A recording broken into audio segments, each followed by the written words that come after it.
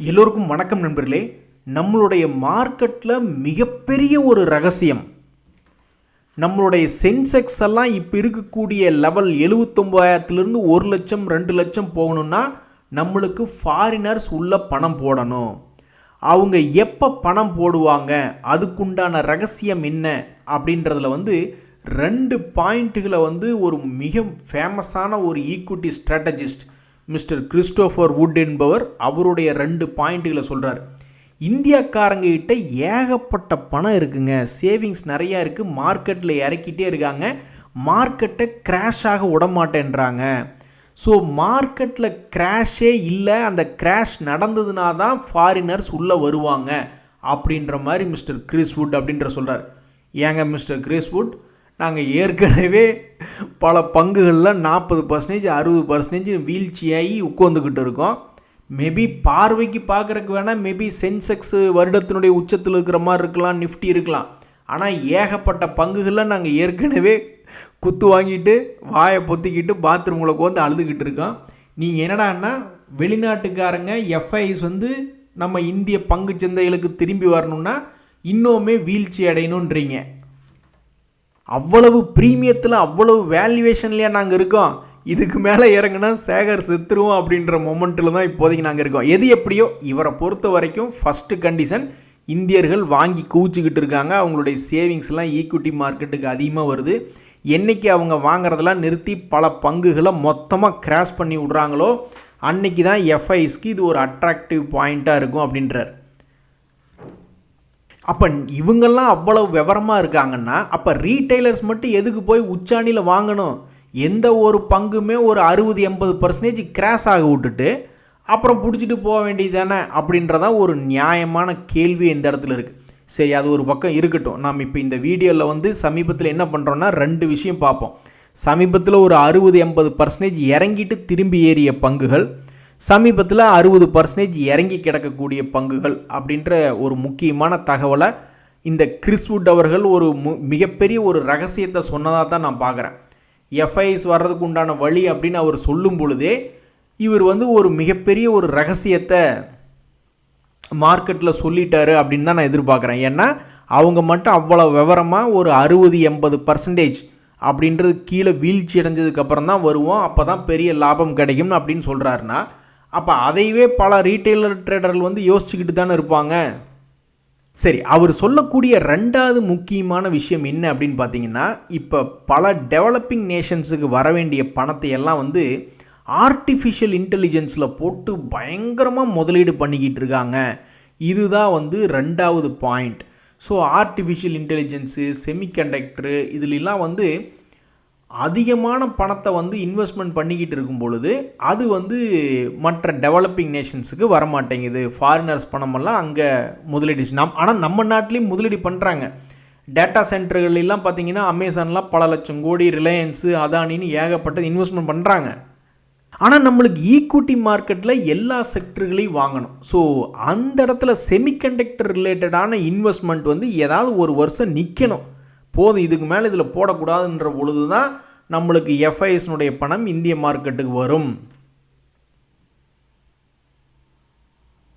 இவங்க கிடைக்கிறாங்க எஃப்ஐஐஸு, அவங்க வராட்டியும் அவங்க வரணுன்னா நம்ம மார்க்கெட்டு 80% கிராஷ் ஆகி அவங்க வர்றதுக்கு அவங்க வராமையே இருக்கலாம். டெக்னிக்கலாகவே கடந்த 20 வருடத்தில் என்ன நடந்திருக்கு அப்படின்னு பார்த்தீங்கன்னா, நம்ம கூட இதை டே சார்ட்லேருந்து நம்ம 1 வீக் சார்ட்டு கூட போயிடலாம். இந்த 1 வீக் சார்ட்டில் பார்த்தீங்கன்னா ஒரு 2 வருஷம் அல்லது ஒரு 1.5 வருஷம் மார்க்கெட் நகராமல் இருக்குன்னு வச்சுக்கோங்களேன். அடங்க மாட்டாங்க நம்ம ஆளுங்க ஸ்டாக் மார்க்கெட்டில். 20 வருஷமாகவே இதுதான் நடக்குது. என்ன பண்ணுவாங்க அப்படின்னு பார்த்தீங்கன்னா, பெரிய அளவில் ஏற்றி விடுறதுக்கு வாய்ப்பு என்பது வரும், அல்லது பெருசாக கீழே இறங்கினாலும் யாரும் இங்கே பயப்படுறதுக்கு அதிகமாக இல்லை. எப்பெல்லாம் அப்படி நடந்திருக்கு அப்படின்னு நீங்கள் பார்த்தீங்கன்னா, மிகப்பெரிய ஒரு ரேலி, ஒரு 2 வருஷம் மூவ்மெண்ட் இருக்காது. அப்புறம் பார்த்தா பயங்கரமான பெண்டிங் வச்சதை பூரா கிளியர் பண்ணிவிடுவான். அப்படித்தான் 2023 சமயங்கள்லேருந்து திடீர்னு இந்த சென்செக்ஸ் எல்லாம் பார்த்தீங்கன்னா 50,000லேருந்து 80,000 வந்திருக்கான். இது ஒன்றா.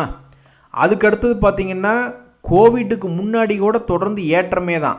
ஆனால் 2014 பீரியடில் பார்த்தீங்கன்னா அப்போது ஒரு 2 வருஷத்துக்கு மூவ்மெண்ட்டே இல்லாமல் இருந்தான், ஒரு 20,000க்கு பக்கத்தில். அப்புறம் திடீர்னு பார்த்தா ஒரு 40,000 வரைக்கும் போயிருக்கான். இது 2வதுங்களா. அதுக்கப்புறமே வந்து 2008 வந்து ஒரு கிரைசிஸ் அப்படின்றது வந்துருக்கு. அதனால் அந்த பாயிண்ட்டை நம்ம விட்டுருவோம்.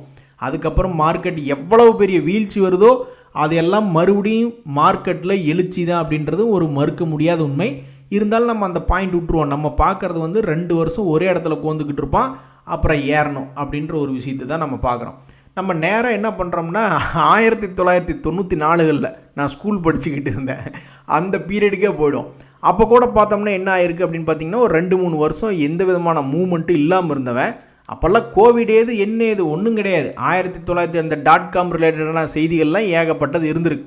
அப்போவே ஒரு ரேலி கொடுத்துட்டு மறுபடியும் 2004லேருந்து கொடுத்தான் பாருங்க ஒரு ரேலி. இதுதாங்க இருக்கிறதுலே பெரிய ரேலி. இந்த கோவிட் ரேலியெல்லாம் ஜுஜிபி. இவன் கொடுத்துருக்கான் பாருங்க 2000லேருந்து 20,000 வரைக்கும் 10 டைம்ஸ் ரிட்டர்ன் என்பது கொடுத்துருக்கா சென்செக்ஸ். யாருனாச்சுனால நம்ப முடியுமா? ஒரு கட்டத்தில் வெறும் 2000 3000 இருந்துட்டு இருக்குங்க. இது வந்து 20,000 போயிடுங்க சென்செக்ஸ்னு 2002 நான் காலேஜ் படிச்சுக்கிட்டு இருக்கையில் யாராவது சொன்னால் நம்பியிருப்போமா? ஆனாலும் இந்த சென்செக்ஸ் என்பது ஒரு மிகப்பெரிய ஒரு வளர்ச்சியாக 10 டைம்ஸ் ஏறி இருக்கு. ஸோ இப்போ நம்ம அதிகம் பண்ணி 10 டைம்ஸ் எல்லாம் ஏற வேண்டாம். ஒரு 1 டைம் ஏறி ஒரு 1.5 லட்சம் வந்தீங்கன்னா கூட பரவாயில்ல. அடுத்த 3 வருடங்களில் பார்க்கும்போது ஏற்கனவே 2 வருஷத்தை நீ வேஸ்ட் பண்ணிட்ட. அடுத்த 3 வருடத்தில் உடச்சி மேலே ஒரு 1.5 லட்சம் அல்லது 2 லட்சம் போயிட்டினா எங்களுக்கு மகிழ்ச்சி. அதை விட்டுட்டு இதுக்கு எதுக்கு ஏன் நீங்கள் வெள்ளையும் சொல்லையுமா தெரியணும் அப்படின்ற மாதிரி நம்ம எல்லாம் மார்க்கெட்டில் இப்போ வாங்கி வச்சுருக்கிறதெல்லாம் நஷ்டத்துக்கு விற்று விடுவோமா? நல்லா பெரிய கரெக்ஷன் வருமா? அதுக்கப்புறம் வாங்க பந்தி போட்டு வச்சுருக்கோம் வந்து உட்காந்து சாப்பிட்டு போங்கன்ற மாதிரி அவங்க வந்து எடுத்துக்குவாங்களாம். ஸோ என்னை பொறுத்த வரைக்கும் இந்த எஃப்ஐஸ் வந்து இந்த கரெக்ஷன் ரீசன்னால் அவங்க வரவே வேண்டாம். அதுக்கு பொதுவாக இந்த டெக்னிக்கல் ரீசன்னால் ஒரு பிரேக் அவுட் ஆகி மார்க்கெட்டு அவங்க பணம் போடாமையே மேலே போகட்டும் அப்படின்ற மாதிரி நம்ம நினச்சிக்கிட வேண்டியதுதான். சரி, இப்போ வந்து இந்த டெக்னிக்கல் ரீசன்னாலையும் பெரிய ரேலி என்பது வரல, எஃப்ஐஸ் திரும்பி வரல, அதனாலையும் பெரிய ரேலி வரலன்னு வச்சிங்களேன். அப்போ தங்கத்தினுடைய விலை ஏற்றம் என்பது நிற்கணும், அவனும் நகரக்கூடாது.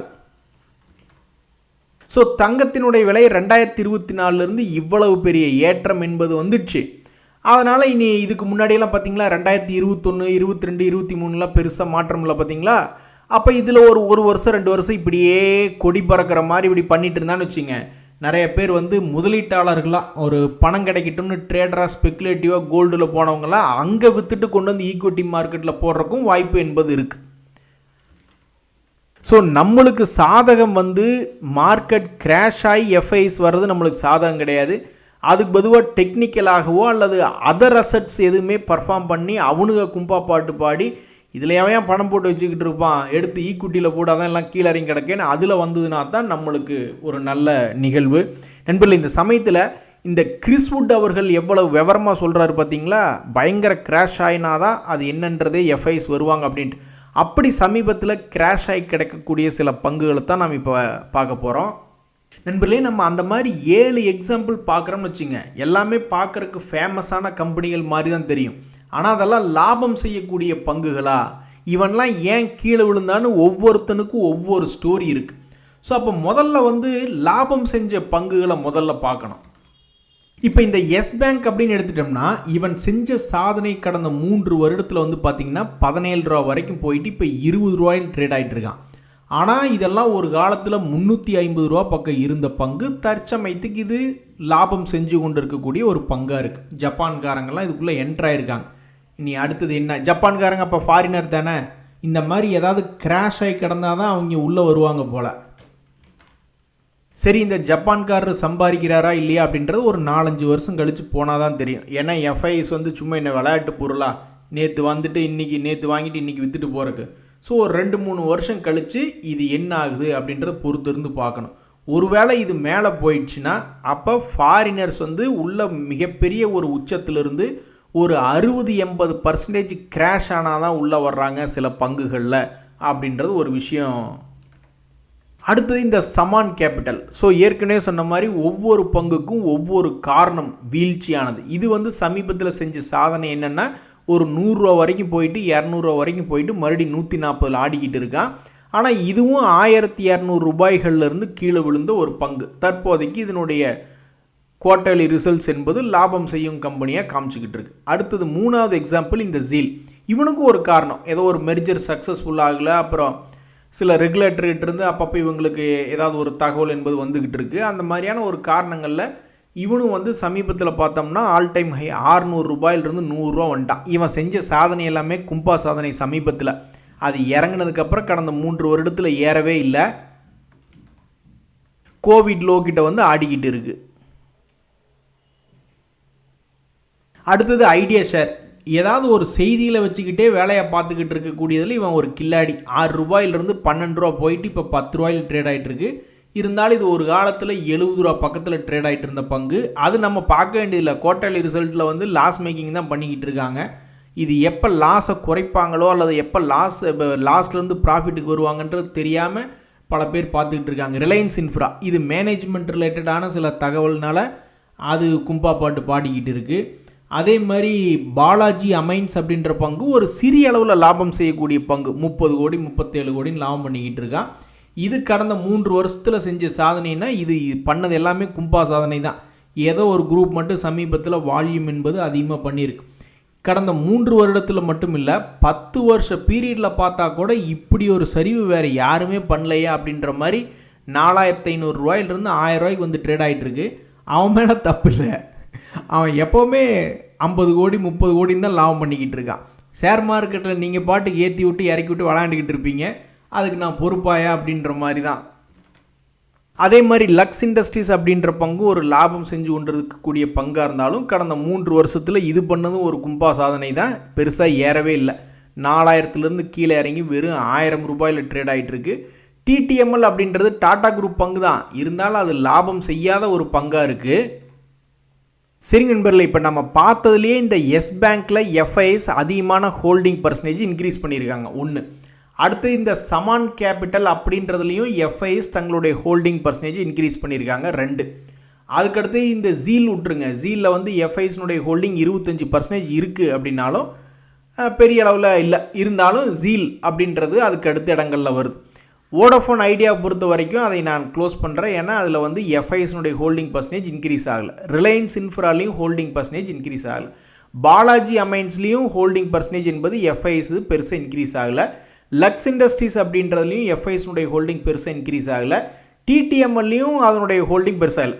ஸோ கீழே விழுந்து கிடக்கக்கூடிய ஒரு எக்ஸாம்பிளுக்கு ஒரு 7 பங்குகளை எடுத்து நாம் பார்க்கும் பொழுது அதில் 3 பங்குகளில் ஏதோ ஒரு விஷயத்துக்கு இந்த பசங்க பணத்தை போட்டிருக்காங்க. எஃப்ஐஎஸ் வந்து எஸ் பேங்க்கு, சமான் கேபிட்டல், ஜீல்னு வந்து அப்படியே மெயின்டைன் பண்ணிக்கிட்டு இருக்காங்க.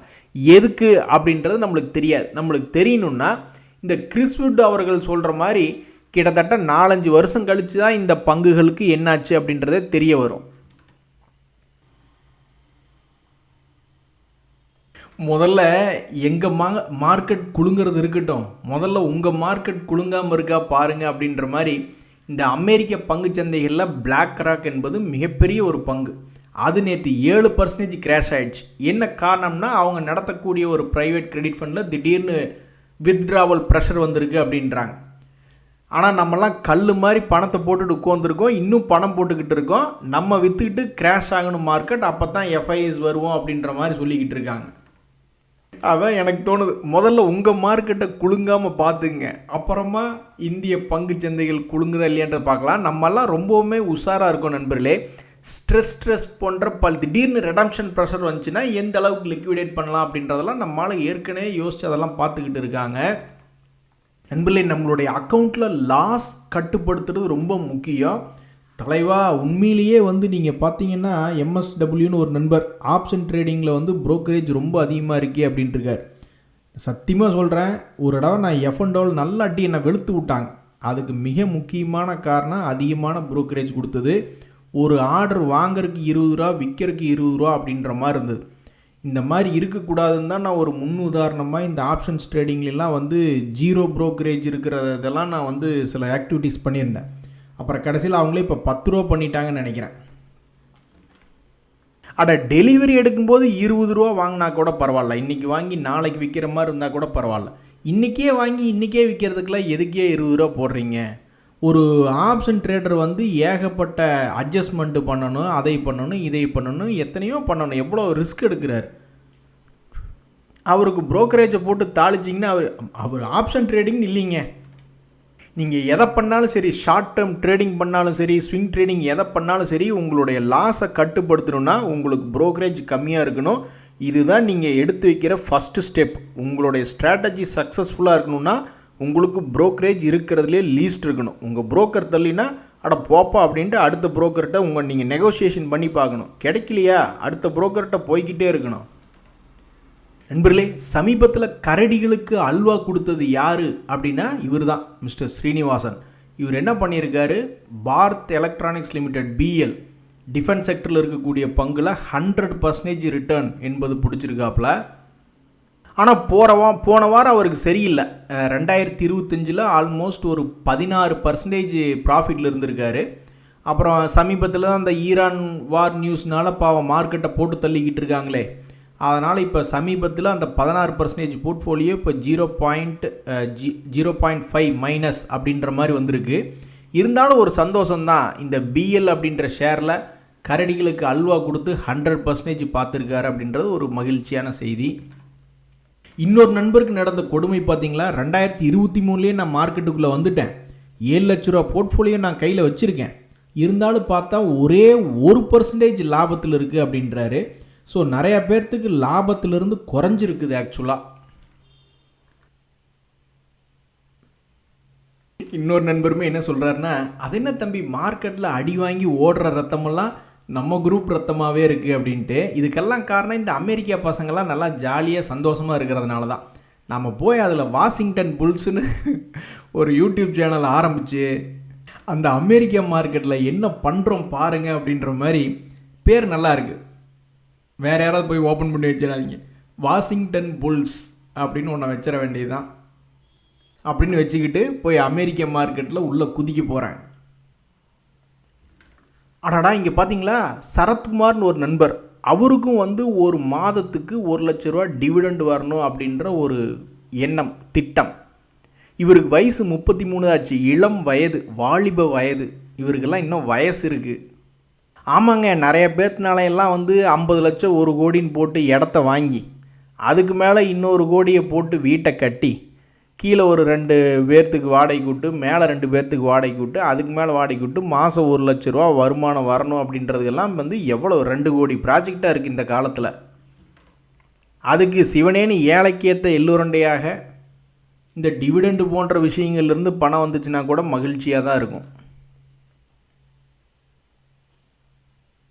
நண்பர்களே, நம்ம என்றைக்குமே பாதுகாப்பான ஷேர்களாக தான் எடுக்கிறதுக்கு முயற்சி செய்யணும். அதை நாம் எந்த காலத்துலையும் மறக்கக்கூடாது. சண்டை சச்சரவு இல்லாது பாதுகாப்பானதாக இருக்கிறதா. பட் எடுத்ததுக்கப்புறம் அது மாதிரி நடக்கும்போது ஒன்றும் பண்ண முடியாது. ஒரு உதாரணத்துக்கு இப்போ இந்த IOC share, Adani energy solutions, இது போன்ற பங்குகளில் பார்க்கும் பொழுது முதலீட்டாளர்கள் இப்போ 5% அந்த காலத்திலேருந்தே 2023 8% 5% ஹோல்டிங் பண்ணிக்கிட்டு தான் இருக்காங்க பப்ளிக். அதே மாதிரி IOC நாம் எடுத்து பார்த்தோம்னாலும் அதுலேயும் ஒரு 10% ஹோல்டிங் அதுவும் 2023 ஹோல்டிங் பண்ணிக்கிட்டு தான் இருக்காங்க. ஸோ பார்த்து எடுத்தாலும் திடீர்னு பாதுகாப்பாக இல்லாத ஒரு விஷயங்கள் என்பது வந்துடும். அந்த சமயத்தில் இது போன்ற பங்குகள் கடைசிக்கு அவங்களுடைய குவார்ட்டர்லி ரிசல்ட்டில் லாபம் செஞ்சு கொண்டு இருக்காங்களா, இந்த அதானி எனர்ஜி சொல்யூஷன் லாபம் பண்ணியிருக்கா, அதே மாதிரி இந்த IOC அப்படின்ற பங்கு லாபம் பண்ணியிருக்கா அப்படின்றதான் யாராலையும் ஃபாலோ பண்ணக்கூடிய ஒரு விஷயம். மற்றபடி எந்த பங்கு ஒரு முக்கியமான ரெசிஸ்டன்ஸ்லேருந்து கீழே விழுகிறானா, அல்லது அதை தாண்டி பிரேக் அவுட் ஆகி போகிறானா, அல்லது தொடர்ந்து அப்படியே ஒரே இடத்துல ட்ரேட் ஆகிட்டு இருக்கானா, அல்லது திடீர்னு பெரிய கிராஷ் வருதா அப்படின்றதெல்லாம், அல்லது எழுச்சி வருதான்றது யாருக்கும் தெரியாது. ஒரு குறிப்பிட்ட அளவுக்கு கீழிருந்து மேலே வந்திருக்கான் அப்படின்னா நிறைய பேர் பெரிய ஆளு என்ன பண்ணுவாங்க, ட்ரெயிலிங் ஸ்டாப் லாஸ் போன்ற விஷயங்களை உபயோகப்படுத்துவாங்க. அதையும் தாண்டி எனக்கு தெரிஞ்சு ஒரு 100 ஷேர் பழைய ஹை பக்கத்தில் வருது அப்படின்னா அதில் எவனாவது ஒரு 4-5 பேர் என்பது தான் ஆல் டைம் ஹையை தாண்டி மறுபடியும் ஒரு பெரிய ரேலி கொடுக்குறானு. சில பேர்லாம் தொப்புக்கடின்னு கீழே விழுந்துடுறானு ஒரு முக்கியமான பாயிண்ட்லேருந்து.